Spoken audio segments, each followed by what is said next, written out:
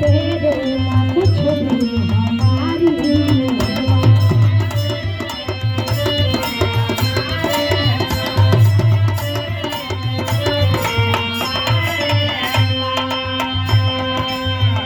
स्वर्ग स्वर्ग में सजाने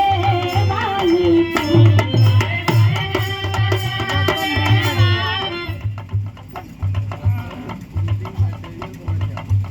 परम आदरणीय सम्मानित आप रतन भैया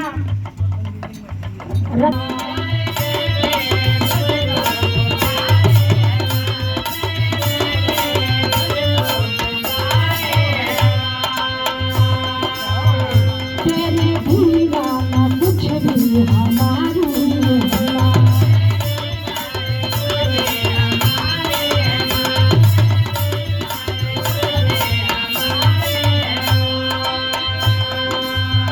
स्वर्ग स्वर्ग में सजाने वाली तू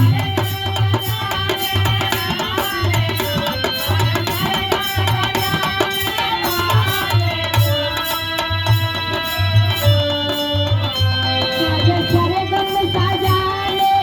वाली तू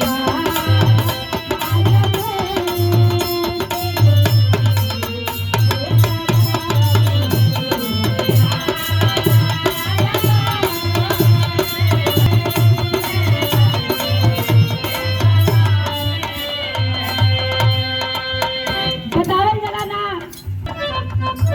आके ठोकर संभलना सिखाई हेलो हाँ क्या बोला ये तेरे ना ठीक है रुका दिखाती झूठा नेट खोलो जब जब मुझको मिठाई ठीक है बता रहा देखो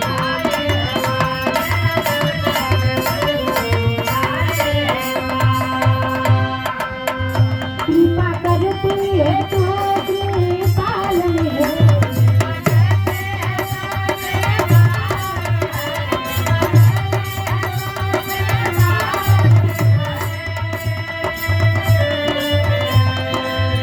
कृपा करती है तू कृपालन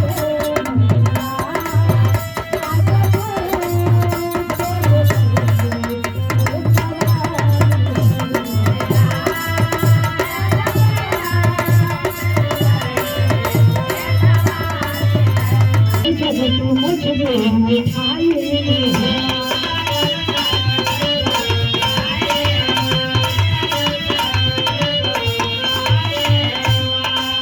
दुनिया के विश्वास बा कि मारे हर रोज जैसे आजो बेलबू कह दिया का आज के सभा में गवा दे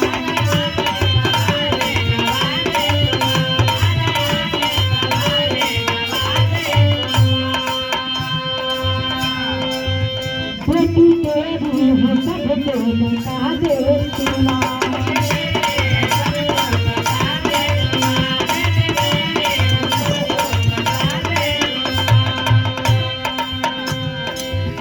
तेरे घर से गया नहीं खाली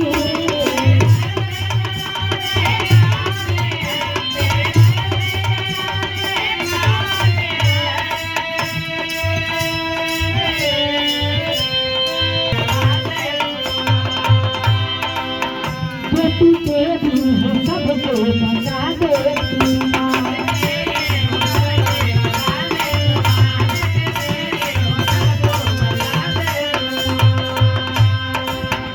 कोई घर से गया नहीं खाली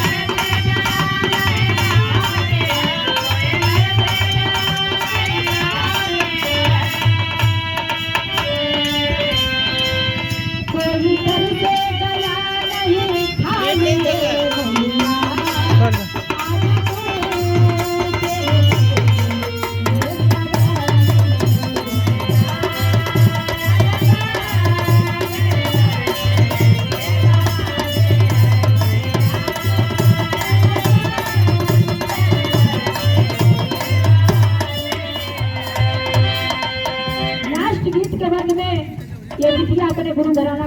देते हुए बहुत बका